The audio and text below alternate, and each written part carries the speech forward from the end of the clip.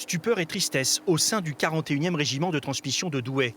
Personne ne s'attendait à voir deux frères d'armes décédés dans une mission de routine, un exercice de perfectionnement de conduite classique. Pour le chef de corps en poste depuis près d'un an, la journée d'hier fut la plus dure depuis qu'il dirige le régiment. Un militaire, il sait pourquoi il s'engage et il sait jusqu'où peut le mener son engagement.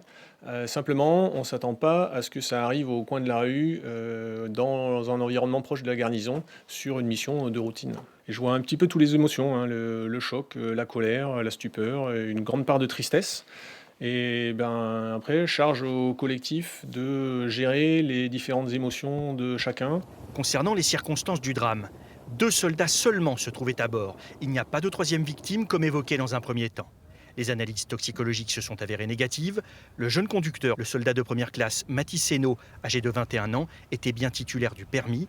Le formateur, le caporal Rodolphe Carpentier, 28 ans, était un conducteur chevronné. C'est un militaire qui est professionnel, qui était aguerri, entraîné et qui avait l'habitude en fait de faire ce genre de mission, puisque détenteur donc du permis de véhicule léger, du permis poids lourd depuis plusieurs années.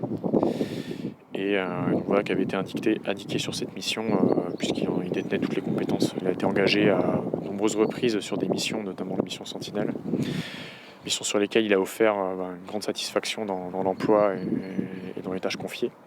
Donc c'est quelqu'un en qui on avait confiance. Pour le moment, aucun hommage officiel n'est prévu pour les 2 soldats. Une enquête est en cours. Un appel à témoins a été lancé par la brigade de recherche de Villeneuve-d'Ascq.